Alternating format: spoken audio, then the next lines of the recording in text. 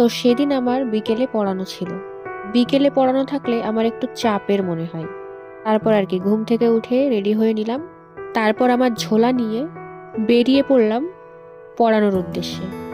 আর এই জায়গাটা তোমরা দেখতে পাচ্ছ, এটা হচ্ছে আমার খুব প্রিয় জায়গা। তারপর বিকেলে বাড়ি ফিরে ফর্ম ফিল আপ করছিলাম, পরের দিন জমা দিতে হবে। এই সকালবেলায় পড়াতে বসে গেছিলাম। তারপরে আমাদের ছিল ভিত পুজো। এদিকে পাপা বসে পড়েছে পুজোতে। পুজোও স্টার্ট হয়ে গেছে। পুজোর সমস্ত কিছু আমি মায়ের সঙ্গে গুছিয়ে দিয়েছিলাম।